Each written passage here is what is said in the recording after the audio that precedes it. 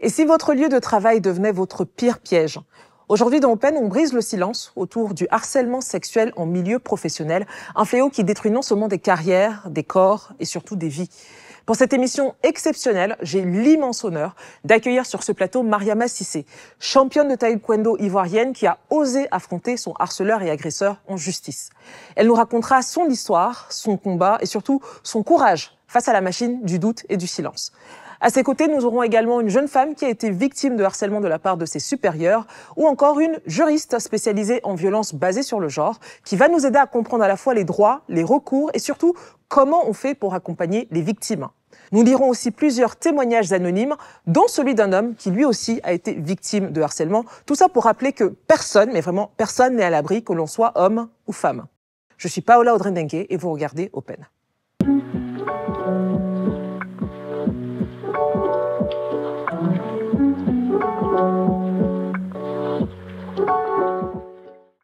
Le harcèlement sexuel en milieu professionnel, c'est le thème de notre discussion pour cette émission d'Open. Je vais vous présenter tout de suite nos invités. Je vais d'abord commencer bien sûr par mon acolyte, c'est Méliane. Bonjour Méliane. Bonjour Paola. Comment ça va? Bah ça va. Et toi? Ça va très bien. On va avoir un sujet assez dense aujourd'hui, je pense. Et comme d'habitude, tu nous as trouvé quelques chiffres sur le sujet. Effectivement, on a quelques chiffres sur l'Afrique, sur quelques pays aussi d'Afrique spécifiquement. On va en parler. Ok, donc on va en parler. Merci beaucoup. Maintenant, on va passer du coup à nos invités. J'ai envie de commencer par elle parce que, pour beaucoup de raisons, à vrai dire, je vais commencer par celle-là. Elle vient tout de suite d'arriver sur le plateau en ayant amené une médaille. Elle est, je crois qu'elle est médaille de bronze. Il s'agit, vous l'aurez reconnu, de Mariama Cissé. Hello Mariama, félicitations d'abord. Merci beaucoup Paola. Alors c'est quoi la compétition? C'était la President Cup. D'accord, très bien. Oui, un G3 d'ailleurs. Très bien. Et donc tu es numéro 3 là-dessus. Tu as ramené une médaille de bronze pour la Côte d'Ivoire en tant que championne et vice-championne d'Afrique, il faut le préciser, à la base de taekwondo. Oui. Merci beaucoup d'être parmi nous. On t'a invité, alors on aurait pu parler de tes performances sportives, mais on n'est pas une émission sportive, pas pour l'instant en tout cas. Non, on t'a invité aussi parce que tu as, j'allais dire, fait preuve de beaucoup de courage même en dehors du sport, notamment concernant une affaire de justice dont on va parler tout à l'heure. Donc merci déjà en tout cas d'avoir accepté de venir aussi parler de ce sujet-là avec nous. De l'autre côté du plateau, on a deux autres personnalités qui sont avec nous, d'autres invités. Je vais commencer par Nina. Bonsoir Nina. Bonsoir Paola. Comment ça va? Ça va très bien par la grâce de Dieu. Superbe. Merci beaucoup d'avoir accepté Nina de venir témoigner. Alors tu es comptable et entrepreneur dans le domaine de la tech et tu as été de manière assez claire confrontée à des cas de harcèlement sexuel en entreprise. Ouais. Donc tu as accepté vraiment très gentiment de venir nous en parler, nous raconter un peu comment tu as pu vivre ça de l'intérieur. Merci encore Nina. Merci pour l'invitation. Avec grand plaisir. Et enfin, comme vous le savez à chaque fois, on aime avoir des experts, des gens qui savent de quoi il ou elle parle. Et donc aujourd'hui, on a sur le plateau, c'est Madame Corinne Vanier. Bonsoir Madame Corinne Vanier. Bonsoir Paola. Comment ça va? Ça va très bien. Merci d'être là. Vous êtes juriste, spécialiste des questions de violence basées sur le genre. Exactement. Donc, ce qui est bien, c'est que du coup, vous avez le côté juriste, mais vous avez aussi une spécialisation sur ces sujets-là. Donc, on n'hésitera vraiment pas à vous solliciter, à avoir votre point de vue. Je vous en prie. Et bien sûr, vos recommandations et conseils pour les victimes. Merci encore. Donc voilà. Vous savez à peu près de quoi on va parler et surtout avec qui. J'ai envie de commencer bien sûr par les personnes qui ont été concernées directement par ce sujet du harcèlement sexuel en milieu professionnel. Je vais commencer par Nina. Est-ce que vous pourriez nous dire déjà comment ça a commencé? Alors, comment ça a commencé? Bon, pas des petits gestes, pas des accolades, et petit à petit, ça s'est accentué. Et il faut noter que ça vient de plusieurs personnes, pas d'une seule même personne. C'était pas il y avait plusieurs personnes qui vous harcelaient en entreprise. Il y avait plusieurs personnes. Je vais peut-être choquer en le disant, quand vous avez un collègue qui prend votre main et qui le pose sur son cesse. Donc, c'est des choses que j'ai vécues. ou un collègue qui vous fait des avances et que vous refusez et tout de suite, en fait, ça pollue la relation professionnelle que vous avez. Ou lorsque quelqu'un qui vient vous saluer, mais qui fait exprès de vous aplatir contre sa poitrine juste pour avoir ce contact, voilà, c'était vraiment au quotidien. D'accord. Ça faisait combien de temps que vous étiez dans l'entreprise quand ces actes-là ont commencé? 1 an, 2 ans. Avant ça, les relations avec ces différentes personnes-là étaient comment? Alors, correct, normalement. Correct. Et après, il faut dire que je suis quelqu'un de très, très social et pétillante, si je peux le dire aussi ainsi.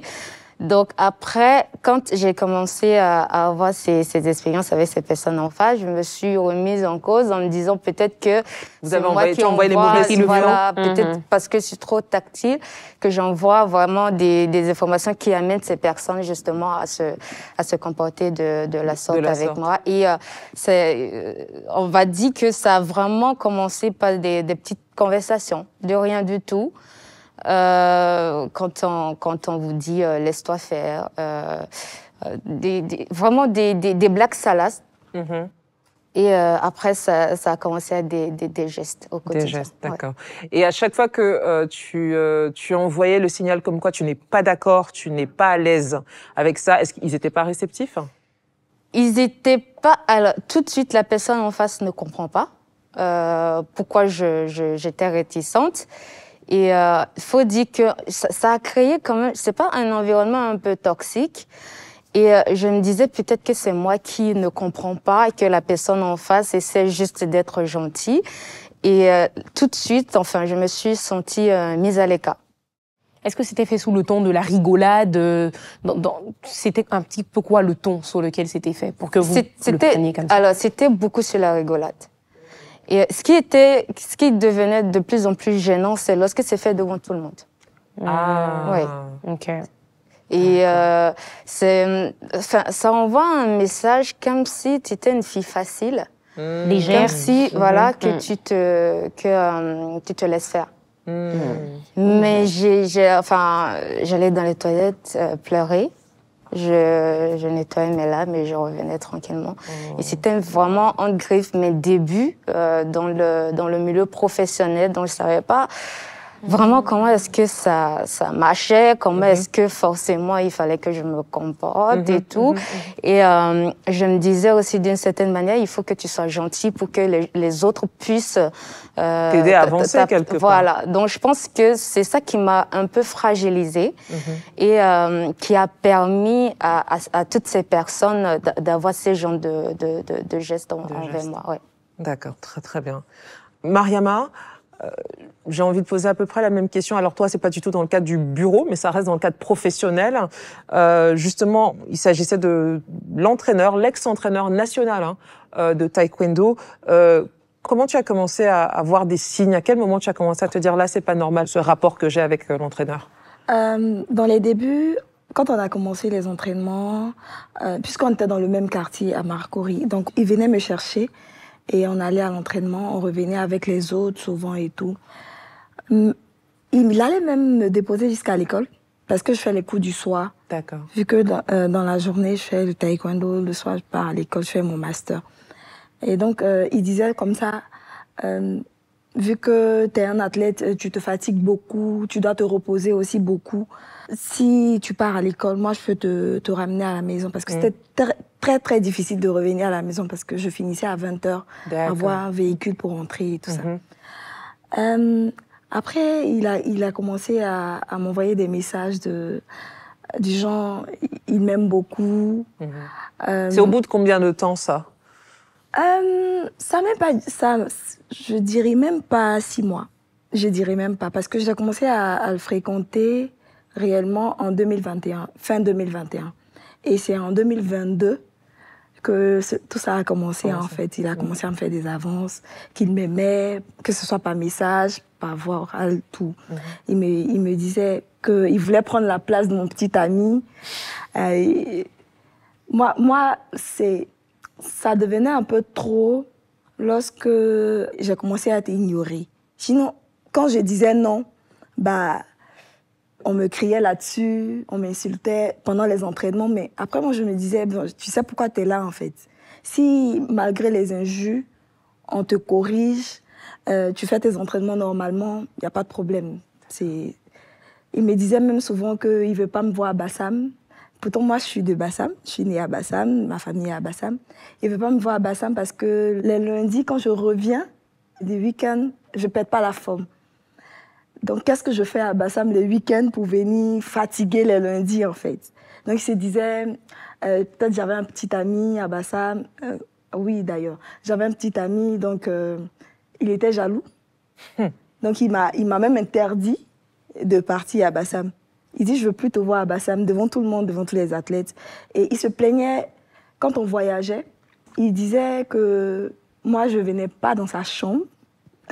Moi, je ne venais pas dans sa chambre pour prendre conseil, parce qu'un athlète, quand on voyage, doit prendre des conseils auprès de son maître et tout. Mais moi, je connais tes intentions, donc jamais de la vie. Je vais te mettre dans cette position-là. Jamais. Parce que qu'est-ce que je vais justifier après? Rien. Et c'était ce genre de truc-là. Moi, je savais déjà depuis le départ que je n'étais pas sur la bonne piste. Et il avait arrêté de venir me chercher. Moi, ça ne me disait rien. Il m'insultait, il me criait là-dessus. Ça ne me disait rien. Mais c'était plus dur lorsqu'il avait commencé à m'ignorer. Parce que moi, je voulais avancer. Et puis, j'avais vraiment commencé à décoller. Et moi, j'ai commencé en 2022, le haut niveau. J'ai été médaillée de bronze en 2022 du championnat d'Afrique. Et puis, j'ai fait le championnat du monde où j'ai fait une très belle performance. Moi-même, j'étais fière de ma performance. Il y a tellement de personnes qui sont venues me dire « Mariama, tu as un talent de ouf ». Ça donne plus de force de pouvoir continuer. Mais quand tu reviens au pays, et puis c'est bizarre, tu n'avances pas. Pourtant, tu veux avancer. Là, ça devient lourd. À quel moment, justement, tu as commencé à sentir qu'il y avait un blocage très clair? Parce que de ce qu'on entend dans ce que tu dis, c'est que ça a été graduel, hein, un peu comme dans le cas de Nina, finalement. C'est que ça commence un peu gentiment, je mets les gros guillemets dessus, et puis face à ton refus, face à ta décision de rester ferme, là, on commence un peu à serrer la vis, donc il a commencé à te crier dessus, etc. Et là, tu dis, il m'a ignoré. Mais de manière un peu pour que les gens qui nous regardent comprennent, de manière très concrète, comment est-ce qu'il bloquait l'avancée de ta carrière? Quand je suis à l'entraînement, je suis invisible. On est 5 ici, il voit que 4 personnes. Et il t'ignore publiquement, devant tout le monde, etc. D'accord. Je fais des mouvements, je fais ce que je veux. Je ne suis pas corrigée. Et quand je fais mes formes, là, on parle, mais pas pendant les entraînements, par exemple.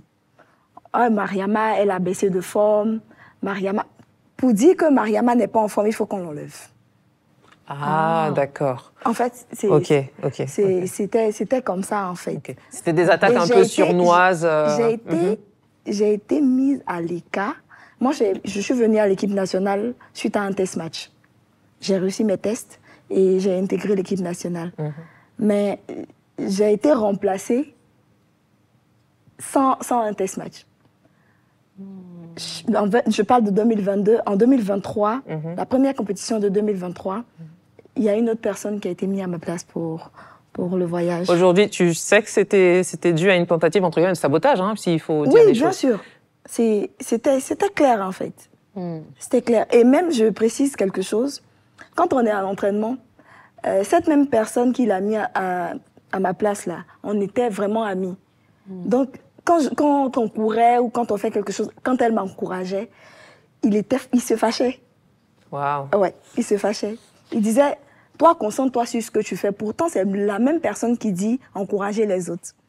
Est-ce que les autres remarquaient le comportement? Est-ce que c'était flagrant? Ça comme question aussi. Oui, c'était vraiment flagrant.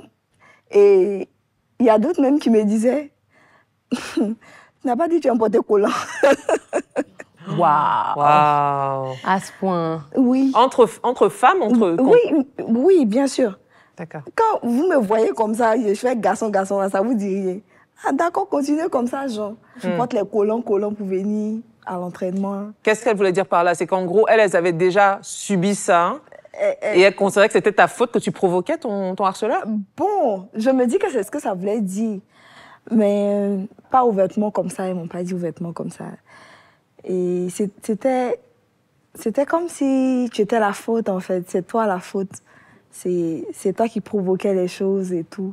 Mais quand tu arrivais dans l'équipe, est-ce qu'il y avait déjà des rumeurs, les autres femmes étaient au courant que c'est comme ça qu'ils se comportaient avec les athlètes féminines? Oui, quand j'arrivais dans l'équipe, il y a mon maître même de base qui m'a dit, voilà ce qui se passe là-bas.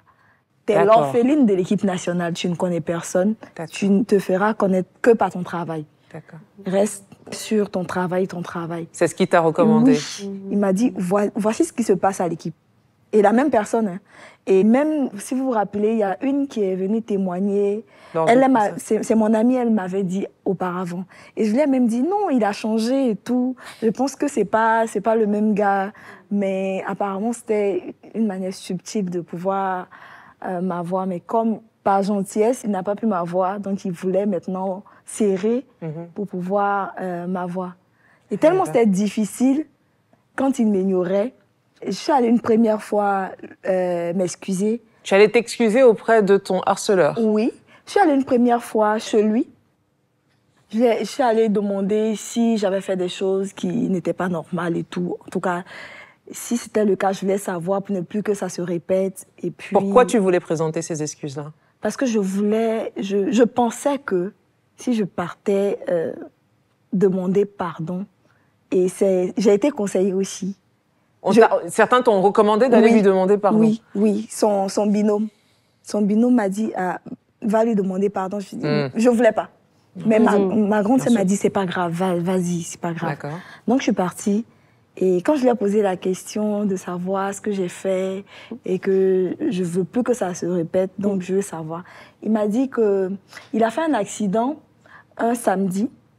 Et moi, c'est dimanche que je l'appelle pour lui dire Yako. Les gens pour qui il compte là, ils l'ont appelé depuis hier. C'est ton appel à toi qu'il attendait? Et un autre jour, on était à une compétition. Il est venu, il est allé s'asseoir dans la place des officiels. Et moi, j'étais dans les gradins. Moi, j'ai fini de supporter mon équipe. Après, je suis descendue pour aller lui dire bonjour.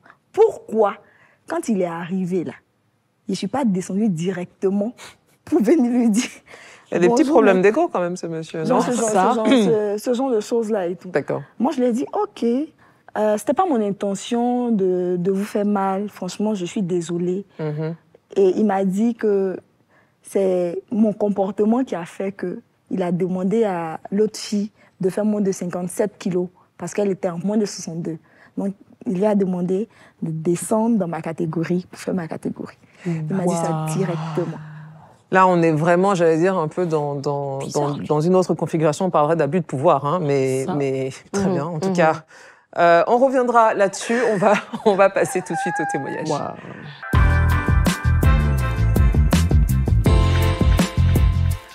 Et justement, puisqu'on parle d'abus de pouvoir, il y en a quelques-uns dont on va parler dans les quelques témoignages qu'on a reçus concernant ce sujet du harcèlement sexuel en milieu professionnel, témoignages que vous m'avez envoyés comme d'habitude sur les réseaux sociaux de manière anonyme. Je vais commencer par lire le premier et puis sur le plateau, vous n'hésiterez pas à réagir. Alors le premier dit ceci: pendant mon stage dans une entreprise à Libreville, mon tuteur a commencé à me faire des avances. Au début, c'était des remarques sur ma tenue, puis des messages privés tard le soir. Un jour, il a essayé de m'embrasser dans son bureau après les heures de travail. Je n'ai jamais su comment réagir sans risquer de perdre ma chance d'être embauchée après le stage. Est-ce que l'on pourrait expliquer comment une jeune stagiaire peut se protéger dans ces situations sans que cela ruine sa carrière qui débute à peine? Qui voudrait prendre la parole? Je regarde de ce côté. Je ne sais pas si Nina ou Madame Vanier. Je veux prendre la parole. Je voudrais, à l'issue de tous ces témoignages, exprimer toute ma compassion à l'endroit de ces victimes, de ces survivantes, parce que c'est des faits qui sont véritablement choquants. Et quand on parle de harcèlement sexuel, ça rapporte à tous les comportements à caractère sexuel dans le but d'obtenir des faveurs sexuelles de la part de la victime. Donc, il y a une insistance qui est dérangeante et qui indispose pratiquement la suivante. Et c'est de l'abus de pouvoir, hein, c'est de l'abus de pouvoir parce que la personne use de son autorité, voilà, de la position qu'il a dans la structure, dans l'entreprise pour pouvoir vous imposer son dictat. Et face à, je pense que dans toute situation, il faut être en phase avec son esprit. Quand vous n'êtes pas à l'aise quelque part, c'est pas la peine de forcer parce que ça va rien donner dans la structure. Si la personne a une position de décideur, c'est vrai que on veut faire ses preuves dans l'entreprise, mais ce qui est plus important, c'est la vie qu'il faut préserver. Donc, pour par exemple le cas de cette stagiaire, qu'est-ce qu'on pourrait lui recommander? Voilà, non seulement de dénoncer. De dénoncer? De dénoncer parce que c'est des agissements qui ne sont pas tolérables. Voilà. Tu dénonces où, quand? Tu dénonces soit s'il y a un dispositif qui existe en interne, s'il y a un mécanisme des personnes qui ont été formées et qui ont été responsabilisées dans le cadre de la lutte contre le harcèlement sexuel, vous pouvez aller vers ces personnes. Dans le cas contraire, par exemple, en Côte d'Ivoire, c'est le ministère de la Femme, de la Famille, de l'Enfant qui a le lead. Il y a le 1308 sur lequel on peut appeler pour dénoncer. Il y a des organisations de la société civile comme l'Association des femmes juristes de Côte d'Ivoire, comme Akwaba Mousso, comme Stop Oceano, comme Bloom, comme voilà, la Ligue ivoirienne, la Ligue ivoirienne qui lutte contre ces fléaux, parce que bon, j'appelle même une pandémie. Voilà. Donc, il faut pouvoir se rapprocher de ces personnes-là pour pouvoir avoir de l'aide. Voilà. Donc, c'est pas la peine de rester dans un environnement qui est toxique. Tout à fait. Quoi qu'on veut avoir une carrière. Une promotion ou une carrière. On peut aller se faire vendre ailleurs. D'accord. Deuxième témoignage. Alors, merci Paola d'aborder ce sujet, car beaucoup d'histoires restent enterrées. Alors que je travaillais dans une petite agence de communication, un collègue a commencé à me harceler, à être de plus en plus insistant malgré mes refus. Un soir après un pot de l'équipe, il a profité d'un moment où j'étais vulnérable. Je n'ai jamais porté plainte par peur de représailles et du regard des autres. Aujourd'hui encore, je ressens une colère sourde. J'ai l'impression d'être en partie responsable de ce qui m'est arrivé. Ça revient un tout petit peu à ce que vous disiez, Nina. La sensation que peut-être on a un peu provoqué, et même un peu quelque part aussi ce que disait Mariama, d'être allé jusqu'à s'excuser. C'est que on voit quand même que quand on est victime, il y a quand même un moment où on a une forme de culpabilité. Ou une part de responsabilité dans ce qui nous est arrivé. Mais c'est fou quand même. Ouais. Comment se fait cette inversion-là? En fait, à quel moment j'allais dire la victime devient le bourreau devient la victime? Là, elle parle d'un moment de vulnérabilité. Oui, peut-être qu'ils ont bu un petit peu ou je sais pas. Moi, je pense qu'on va un peu plus vers ça. Je pense. J'ai pas voulu insister, mais je pense qu'on va un peu plus vers ça. Okay. Si elle parle d'avoir porté plainte, je pense que le moment de vulnérabilité, c'est que peut-être qu'effectivement, ils étaient un petit peu... Voilà, étaient un peu éméchés, et malheureusement, il y a eu un viol. Donc, mais c'est ça qui est terrible, c'est d'être finalement double victime, c'est-à-dire victime d'abord de l'agression sexuelle ou du viol, et ensuite se dire qu'on est aussi responsable de ce qui nous est arrivé. C'est ce que je veux expliquer, parce que le harcèlement sexuel fait partie des violences basées sur le genre.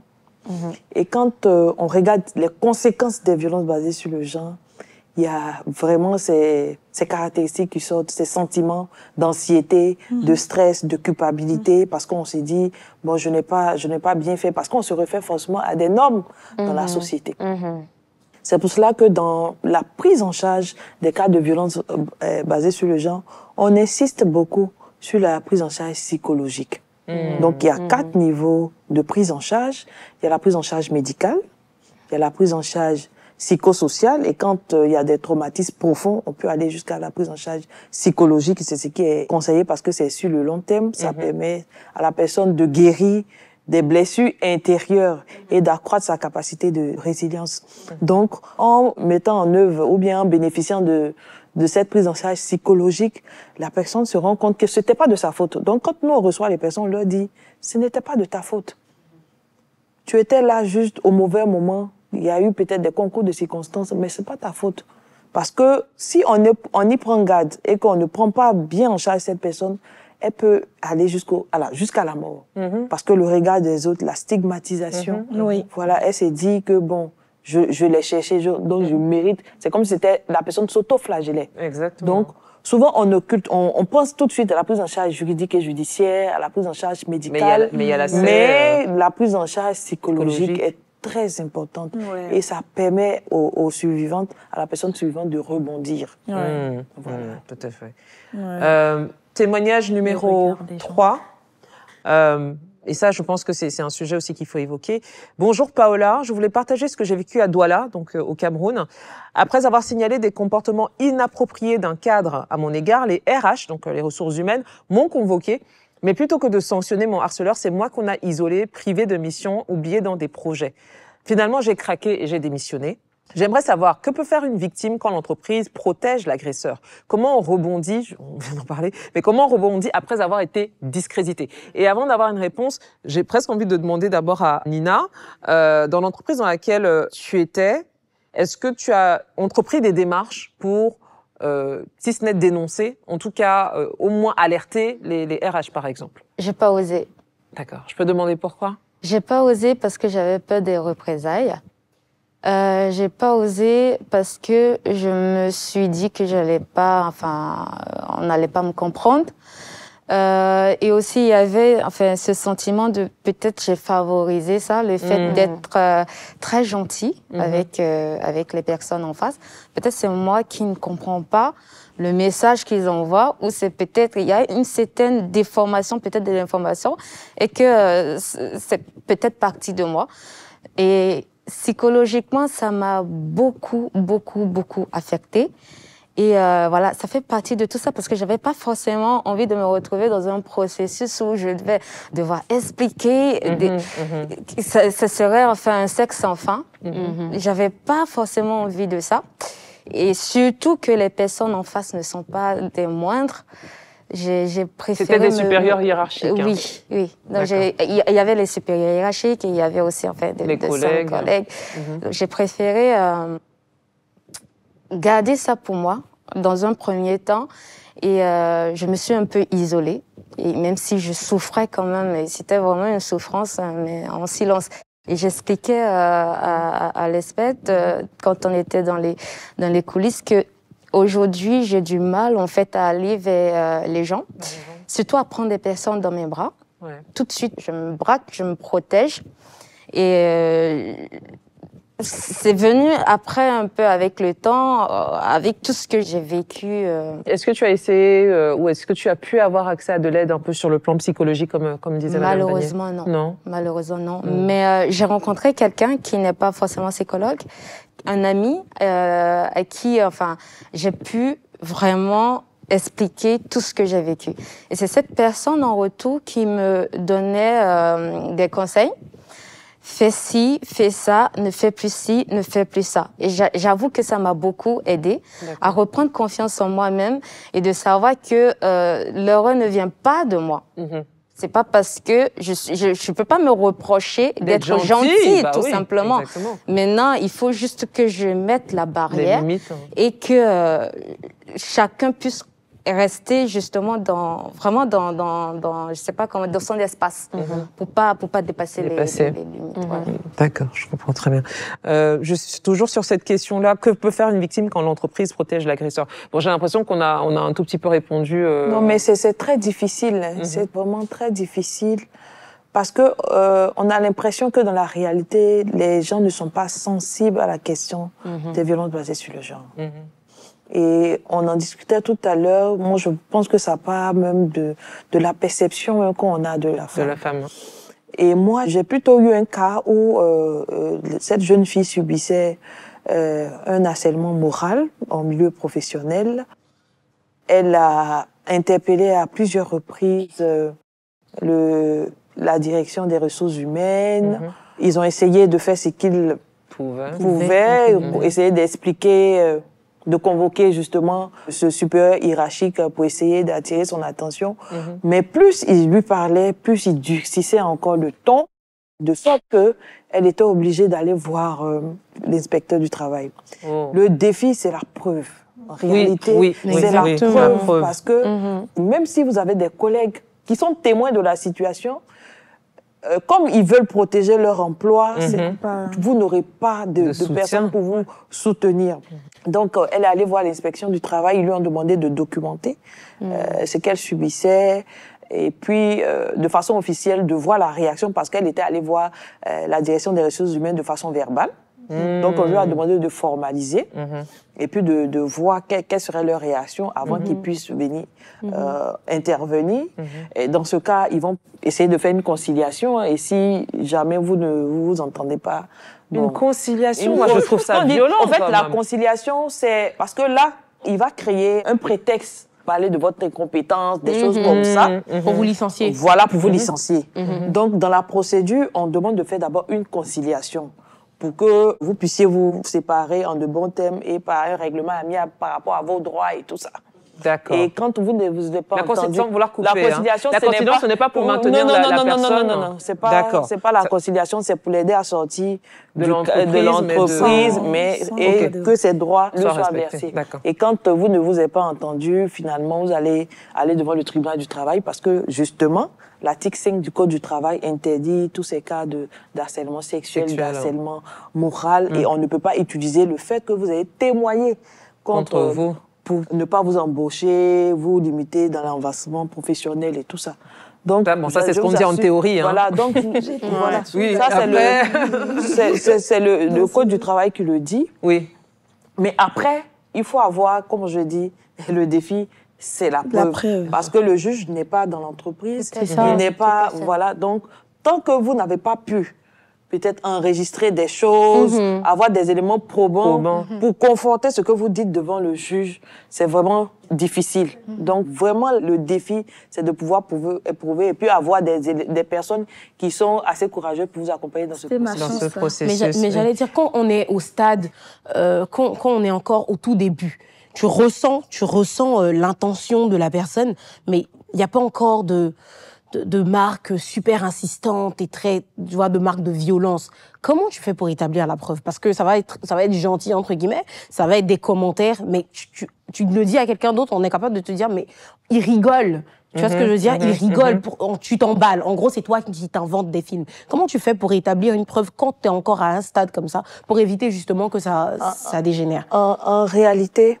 quand j'ai donné la définition du harcèlement sexuel ou du harcèlement moral, on a le droit de draguer. On a le droit de draguer. D'accord. Mais quand ça commence à être insistant, ça commence à être dérangeant, de sorte que ça vous cause des stress. Même pour aller au travail, vous êtes stressé. Vous ne savez pas à quoi vous allez être confronté cette journée. Quand vous voyez la personne, vous êtes choqué, vous avez peur. En ce moment-là, on a franchi la limite. On a franchi la limite. Et la preuve peut se faire par rapport à cette pression psychologique que vous avez. Vous pouvez aller voir un psychologue qui va vous produire un rapport. Il y a eu, moi, le cas que j'ai reçu, la dame a dit qu'elle voulait se suicider.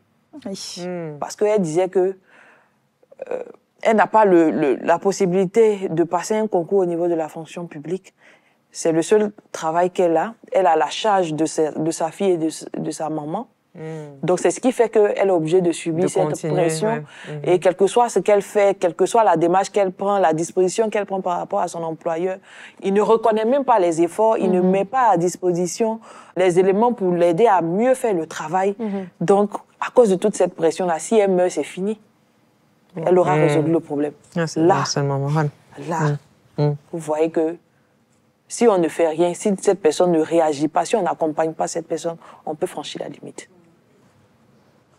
D'accord, très bien. Je bien. voudrais rajouter, c'est très important de souligner cette pression psychologique parce que il arrive que quand je finis tardivement comme ça, quand je vois ces personnes, je fuis. Même si j'ai pas en sécurité. Mais vraiment, même si j'ai pas fini de faire ce que j'ai à faire, doucement je ramasse mes affaires et je fuis. On fuit. C'est enfin. Bien sûr. Je sais pas si vous pouvez imaginer ce que l'anxiété, moins efficace au travail. Très difficile. Ça vous voyez. Ça impacte les performances professionnelles. La productivité, etc. Tout à fait. Bien sûr. Et c'est d'ailleurs le point, on va finir très rapidement sur le dernier témoignage. Je voulais quand même qu'on en parle parce que c'est un homme.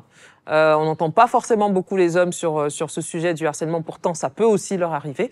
Et donc j'ai reçu ce témoignage. Je suis un homme et j'ai vécu une situation qu'on évoque rarement. À Casablanca, dans une grande entreprise, ma supérieure a commencé à me faire des propositions déplacées. Quand j'ai refusé, elle a saboté mes évaluations de performance et mes opportunités d'avancement. J'avais honte d'en parler parce qu'ici, beaucoup pensent qu'un homme doit être, entre guillemets, flatté d'attirer l'attention d'une femme. C'est un piège silencieux et c'est très difficile à dénoncer.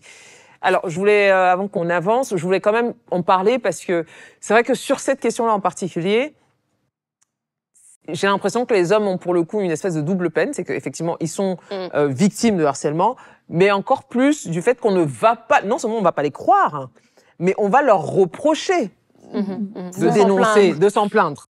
Et ça, c'est même pas la double, c'est la triple peine, c'est qu'on va leur reprocher de s'en plaindre, comme si en fait le problème vient d'eux. Comment tu peux être un homme et tu as un problème avec le fait qu'une femme... C'est pas assez un homme en fait. Oui. On remet carrément en question, même ton orientation sexuelle. Voilà, exactement. Donc ça, c'est quand même assez délicat. Mais j'ai envie de dire, je ne sais pas trop comment cette situation-là peut s'améliorer si les hommes, malheureusement, eux-mêmes ne prennent pas la parole. J'ai l'impression que c'est un cercle un peu...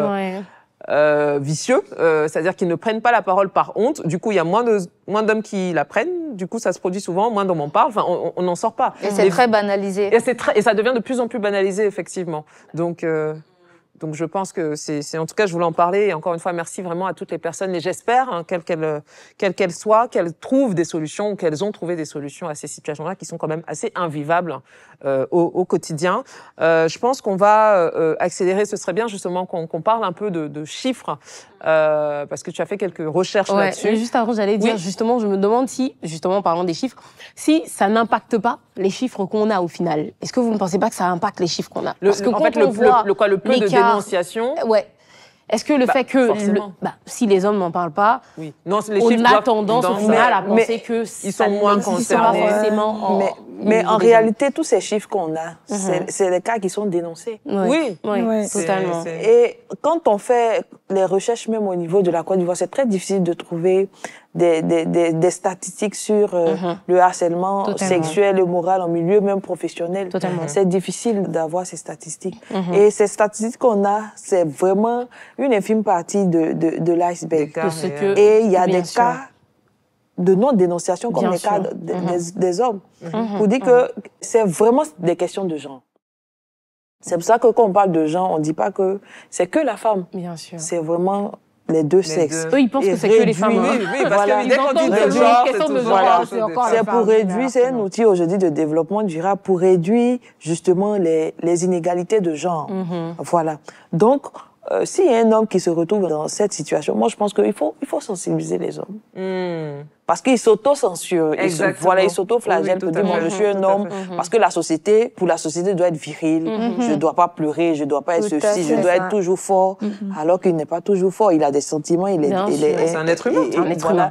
Et il subit également des violences. Donc, mais la loi, ce qui me plaît, la loi vraiment est universelle. Que ce soit une femme, que ce soit un homme qui est victime de cette situation, la loi ne va pas le rejeter. Voilà. Donc, s'il y a un homme qui se retrouve dans cette situation et qu'il a été rejeté au niveau des institutions, parce que là, ça serait un cas de violation des droits de l'homme, il peut se référer aux structures compétentes pour pouvoir l'accompagner. Pour obtenir de l'aide. Très, très bien. On va passer maintenant à la rubrique mise en perspective. Voilà. Donc, sur le harcèlement sexuel, comme le disait un peu Madame Vanier, c'est vrai qu'on a parfois du mal à obtenir des chiffres vraiment à jour. Mais parce que tu as su comment chercher et où chercher, tu nous as quand même ramené quelques informations là-dessus. Absolument. Alors, moi, je me suis intéressée tout d'abord aux statistiques en milieu académique, dans un premier temps, parce que je pense que c'est le harcèlement qui commence en milieu académique, on en parlait tout à l'heure, qui se poursuit dans la vie professionnelle. Et donc spécifiquement, alors on va rester en Afrique subsaharienne et spécifiquement au Cameroun et en Côte d'Ivoire, on a des études qui ont été menées. Et au Cameroun, on estime que 12,8% des élèves femmes affirment qu'elles ont vécu des tentatives de viol en milieu scolaire. Tentatives de viol, hein? De viol. D'accord. En milieu scolaire. En Côte d'Ivoire, là on est à l'université, 80% des étudiantes affirment être exposées au harcèlement sexuel. 80%. 80%. Waouh. C'est énorme. Ouais, c'est énorme. D'ailleurs, ça me fait penser, en Côte d'Ivoire, on avait une série Campus. Oui, tout à fait. Et qui dépeignait réellement ce fléau en milieu à l'université, et c'est quand même assez terrible. C'est vrai c'est un petit peu difficile, c'est vrai, de trouver des stats exacts, mais on a l'OIT qui nous a fourni des... On précise que c'est que l'OIT, hein. Bien sûr, l'Organisation internationale du travail, qui nous fournit en 2023 des chiffres. Alors, on considère en Côte d'Ivoire et au Sénégal que, respectivement, 23 et 22% des femmes sont touchées par l'harcèlement en milieu professionnel. Elles affirment avoir subi des attouchements ou même des viols, des comportements sexuels non désirés. Donc voilà, je pense que ça fait écho au témoignage de Nina. En juin 2019, on a encore l'Organisation internationale du travail, donc qui décide de publier une loi sur la violence. Je pense que vous devez en savoir quelque chose sur la violence et le harcèlement 190 et la reconnaissance exacte et la recommandation donc qui accompagne toutes ces personnes qui sont victimes de harcèlement en milieu professionnel. À Abidjan, de façon spécifique, on a une étude qui révèle que 41% des femmes, de façon générale, ont déjà été victimes de harcèlement sexuel au travail, et particulièrement dans les secteurs informels comme le commerce, voilà, où ou le personnel de maison aussi, hein. Ah oui, le personnel de maison, ça c'est réel. Elles sont très exposées malheureusement. Oui, justement, le chat noir notamment. Donc, le chat noir, c'est des cas de viol, les gens ne savent pas. Oui, d'ailleurs, absolument, effectivement, ce sont des cas de viol, tout à fait. Donc voilà, c'est ce qu'on a comme chiffre. Oui, je pense que c'est déjà très parlant. Merci beaucoup de les avoir trouvés et c'était intéressant de ramener déjà au milieu universitaire et académique parce qu'effectivement, ça commence malheureusement pour beaucoup de jeunes femmes là-bas avant même de se poursuivre. Oui, non, c'est énorme. Hein, c'est 8 femmes sur 10 quand même, 8 étudiantes sur 10. Ouais. C'est très préoccupant. Merci beaucoup, Méliane. On va passer maintenant aux recommandations puisqu'on en a quelques-unes à vous faire. C'est parti.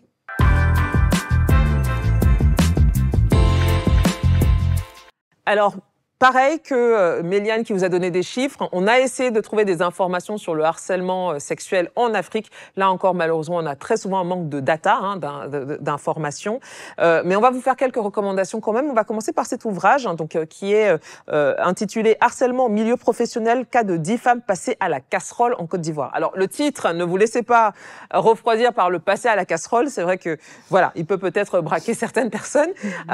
L'ouvrage est de Mafin Tenin Ouattara et donc, c'est une étude, en fait, où l'auteur a pu suivre 10 personnes, 10 femmes, qui ont été justement victimes de harcèlement dans le cadre de leur travail. Et ce qui est intéressant dans l'ouvrage, c'est qu'en fait, d'abord, ça met à nu les conditions, le contexte qui permet malheureusement que ces comportements-là continuent à exister. Donc vraiment, toutes les questions de hiérarchie, de pouvoir, on en a parlé, ça joue beaucoup. Et surtout aussi, ça montre l'impact extra-professionnel du harcèlement. C'est-à-dire que la plupart des femmes qui témoignent dans cet ouvrage ont été victimes, mais en fait, les conséquences ne se sont pas arrêtées qu'au bureau. Ça a été aussi dans leur vie personnelle, au niveau de leur santé mentale, celles qui ont démissionné, celles qui ont ralenti dans leur carrière, etc. Donc, vraiment, ça montre les différents impacts auxquels on ne pense pas nécessairement quand on parle de harcèlement sexuel, où effectivement, on peut banaliser en se disant, bon, il te drague un peu lourdement, c'est pas grave. Si, c'est grave, en fait. Il y a des vraies conséquences derrière. Donc, n'hésitez pas à lire cet ouvrage si le cœur vous en dit. Deuxième recommandation.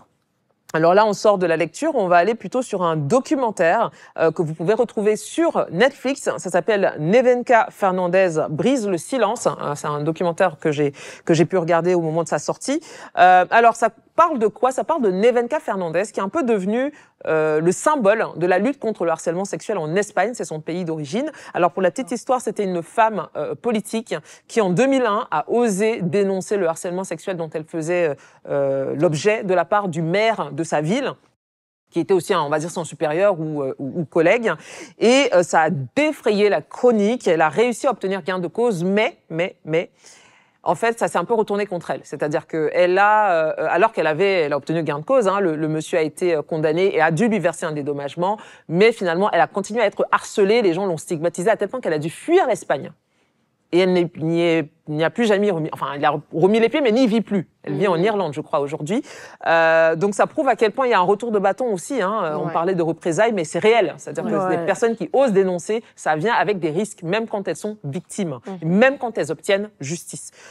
Donc, elle a dû fuir son pays, mais après plusieurs années, je pense qu'il y a eu une prise de conscience, en tout cas vous le verrez dans le documentaire, où finalement elle a réussi quand même à obtenir gain de cause, même au niveau de l'opinion publique. Je crois d'ailleurs que dans son pays, on lui a érigé une statue, un monument pour la remercier. Okay. Donc n'hésitez vraiment pas à voir ce documentaire qui est quand même assez édifiant. Il est en 3 épisodes disponibles sur Netflix. Et puisqu'on est sur Netflix, on va continuer notre 3e recommandation. Alors cette fois-ci, c'est pas un docu, c'est un film, mais qui est inspiré de faits réels. Ça s'appelle Citation ou Citation.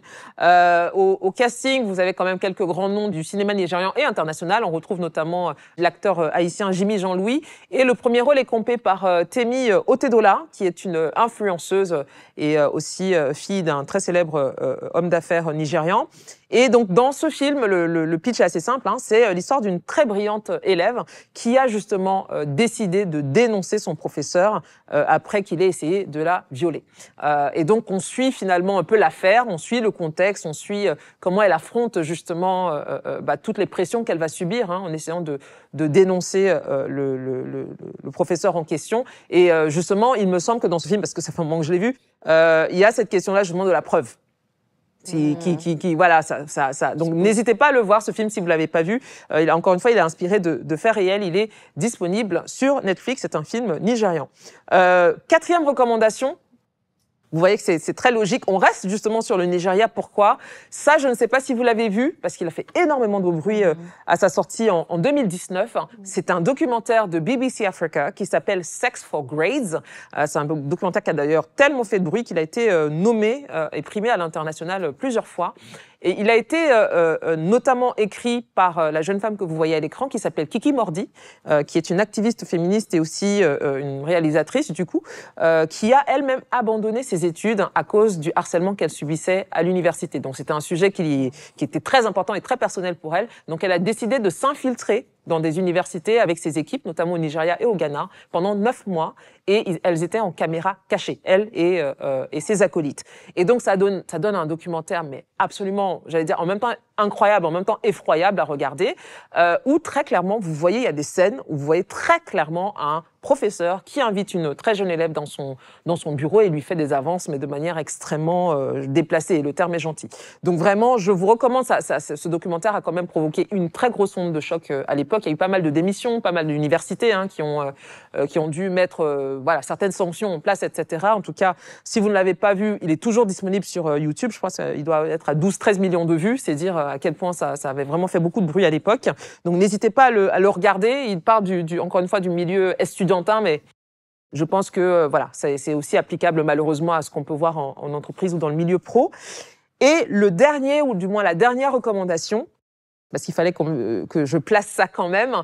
Alors, c'est un film qui date de 2016, qui s'appelle Confirmation, et c'est avec l'actrice Kerry Washington, que vous connaissez probablement. Et alors, ce film, c'est un biopic, donc qui est inspiré du réel. Et dans ce film, Kerry Washington joue le rôle de Danita Hill, qui est une femme afro-américaine qui, pareil, est rentrée dans l'histoire en matière de harcèlement sexuel.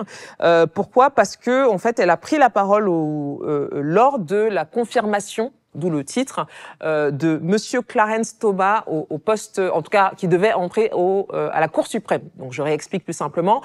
Ce monsieur-là, aux États-Unis, quand vous devez être nommé à la Cour suprême, vous passez comme une espèce d'audience où on vient vous évaluer pour voir si vous êtes qualifié, etc., pour être à la Cour suprême.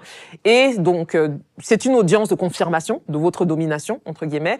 Et c'est un peu à ce moment-là aussi qu'en gros, s'il y a des squelettes dans le placard, s'il y a des choses sous le tapis, c'est là que ça doit sortir.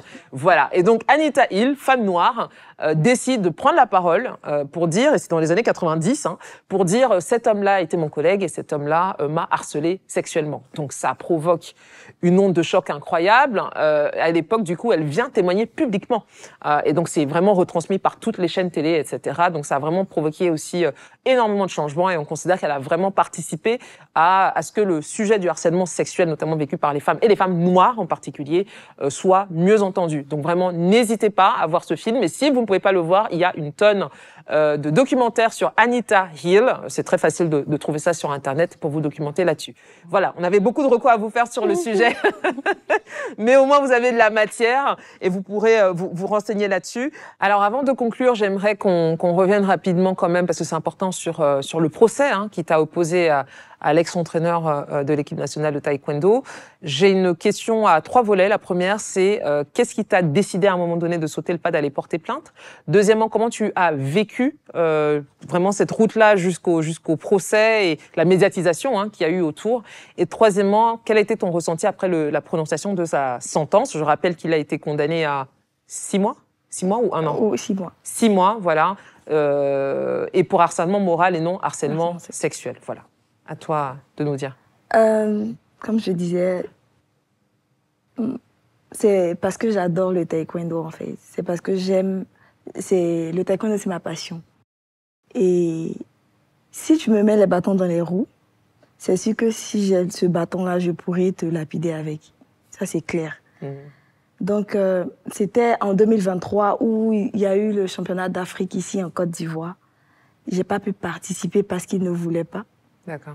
Et il y a des maîtres qui m'ont appelé pour me demander, j'allais lui demander pardon. J'ai dit, cette fois-ci-là, si je ne dois pas faire ce championnat d'Afrique-là, je ne vais pas le faire. Si Dieu veut que je le fasse, je vais le faire. Mais après, chacun va s'assumer. C'est ce que j'ai dit. Et puis, je n'ai pas demandé pardon. Et c'est une junior qu'ils ont pris pour mettre dans ma catégorie. Wow. Parce que celle qui était là avant, elle n'était pas apte. Donc, c'est une junior qu'ils ont pris pour... Ils ont préféré envoyer une junior que de t'envoyer toi parce qu'il fallait te punir. Oui. D'accord. Donc, après ça, j'ai eu tellement mal parce que je voulais participer, vu que c'était en Côte d'Ivoire, voir ma famille. J'ai pas les moyens pour envoyer ma famille me voir en compétition. Et c'était une occasion pour moi. Et ça m'a vraiment fait mal. C'est suite à cela que j'ai porté plainte. D'accord. Et quand j'ai porté plainte, j'ai été accompagnée par la Ligue des droits de la femme et accompagnée par ma famille, bien sûr. Il n'y a pas une personne qui était contre, tout le monde était avec moi. Très bien. Donc, on a porté plainte. Et puis, il y a Brut, les réseaux sociaux qui se sont mêlés et tout. Mais je pense que le fait que les réseaux sociaux aussi soient mêlés à ça... Ça a participé? Oui, ça a participé beaucoup. Parce que ça se disait avant. Tout le monde disait « Ah, Mariama, voici ce que Mariama subit ». C'est vrai que je ne parlais pas, mais dans la fédération, tout le monde savait. C'est vrai que je n'ai pas porté plainte directement. C'est en 2023 je l'ai fait. Mais tout le monde savait ce qui se passait. Ça faisait pratiquement 1 an que je ne participais pas à des compétitions. Personne ne me pose la question « Pourquoi tu ne participes pas ?» Si vous ne savez pas, moi je ne suis pas sûre, en fait. Mais les réseaux sociaux, franchement, c'est un poids, en fait. Oui, beaucoup. Et on parlait tout à l'heure de preuves. Je vais revenir là-dessus, c'est vrai. Si tu n'as pas de preuves, c'est difficile. Restons calmes et puis réunissons les preuves avant. Et moi ça m'a beaucoup servi. Et malgré les preuves même, ça n'a pas été harcèlement sexuel. Voilà. Au début, ça m'a fait mal. Quand j'ai appris que c'était harcèlement moral, parce que je sais ce que j'ai vécu. Oui. Et je sais ce qu'il est. Et je sais que c'est ça, en fait. Mais comment prouver aux juges aussi que c'est ça? C'est un peu compliqué et ça a été compliqué. Mais bon, je suis heureuse parce qu'on est allé jusqu'à la fin. Oui. Il a été condamné et c'est la première fois. Je pense aussi que ça va donner plus de courage à d'autres femmes de pouvoir parler. Et moi, je dis, quand tu n'as pas essayé, ne dis pas que ça ne va pas aboutir, en fait. Faut pas qu'on se dise, je connais personne, j'ai pas bras long. Moi, il y a des personnes qui pensaient que c'est parce que je suis... Il y a quelqu'un qui me pousse, en fait. Il y a des personnes qui se disaient ça. Il y a d'autres même qui disent que ma grande sœur connaît la première dame. C'est bon, amen, je reçois. Peut-être que je vais la connaître. Mais Personne, en fait. C'est juste le courage que j'ai eu avec l'accompagnement de ma famille. C'est ce qui a abouti à ça. Et je pense que tant que tu n'essaies pas, tu n'auras pas gain de cause. Il faut qu'on essaie. Il faut qu'on essaie. Très bien. En tout cas, je pense qu'on parlait au nom de à la fois les autres sur le plateau et même beaucoup de gens qui nous regardent pour te dire en tout cas bravo pour cette première, parce qu'il fallait que quelqu'un ouvre la porte. Ouais. Et effectivement, on sait le courage que ça a dû demander. Et franchement, bravo. C'est vrai que la sentence n'est peut-être pas à la hauteur, mais il faut commencer quelque part et en tout cas, chapeau. Nina, aujourd'hui, quelle est la situation pour toi? Bon, au vu de tout ce que j'ai vécu, je fais de plus en plus attention. D'accord. J'ai cru comprendre que tu avais fini par quitter l'entreprise. Tout à fait, tout à fait. Mais vous savez, c'est un sexe sans fin. Quand vous quittez, vous allez ailleurs, c'est pareil. Il y a toujours quelqu'un, en fait, qui va forcément poser des actes. Et c'est tout le temps le même procédé. C'est-à-dire qu'au début, on est gentil, parce que tu es gentil. Et après, on commence à poser un peu la graine. Et lorsque tu refuses, après, ça devient le rejet. C'est tout un ensemble de choses. Mais aujourd'hui, je rends grâce à Dieu. Je me suis reconstruite psychologiquement. J'avoue que l'espèce m'a dit, parce que je lui ai donné quelques témoignages, elle me disait que j'avais quand même besoin d'être accompagnée, parce qu'en fait, sur le coup, j'avais pas vraiment mesuré l'ampleur de la situation, mais c'est au fil des années que tu commences à vraiment, je sais pas, avoir comme des flashs et dire mais attends, ça c'est pas normal, ça devrait pas se passer comme ça. Donc, je vais suivre son conseil en tout cas, ça va. Celle que je suis aujourd'hui n'est pas celle que j'étais hier. Donc, très bien. Ça va. Très bien. Effectivement, on espère que tu vas avoir l'accompagnement nécessaire pour aller encore mieux. Merci beaucoup. Merci en tout cas. Et peut-être 2, 3 rapidement petits conseils à nous donner, Madame Vianney, justement sur les... Alors, on a beaucoup parlé de la preuve, parce que si on veut obtenir gain de cause, il faut avoir quelque chose pour convaincre.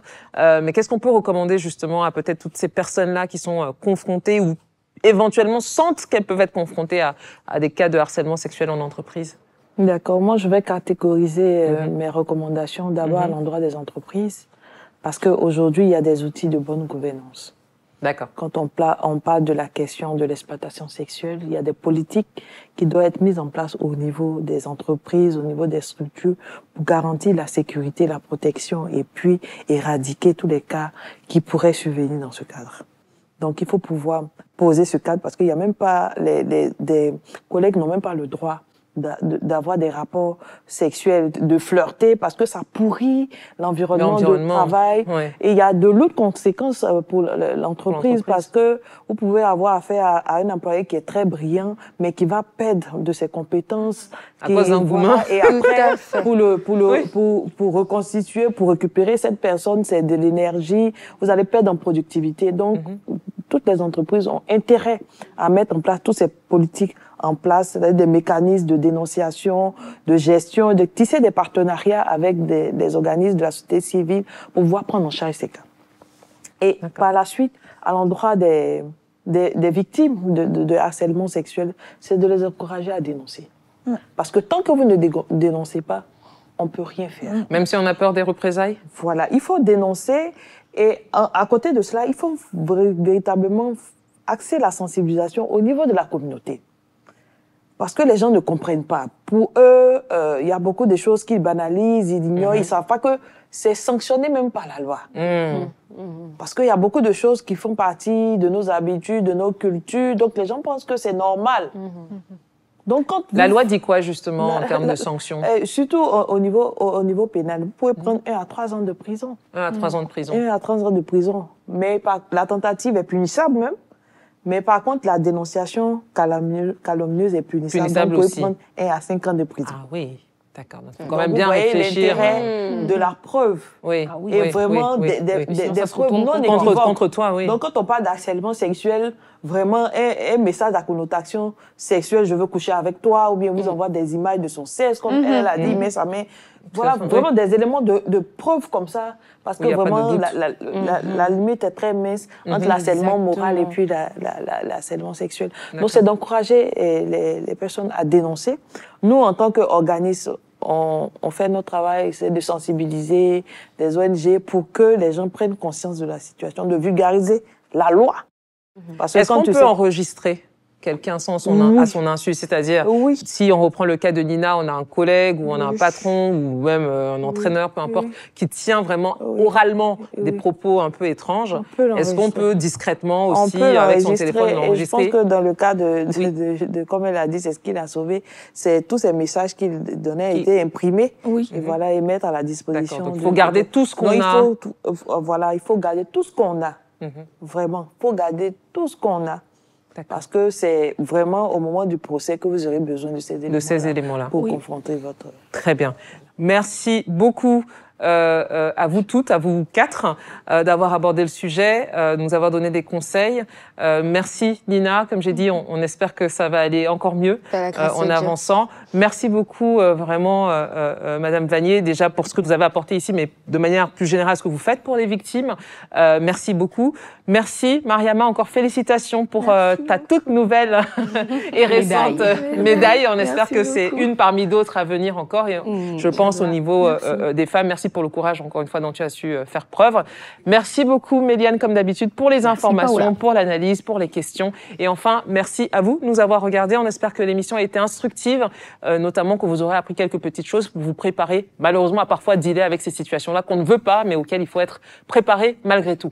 D'ici là, vous commentez, vous partagez, et moi, je vous dis à très bientôt. Merci.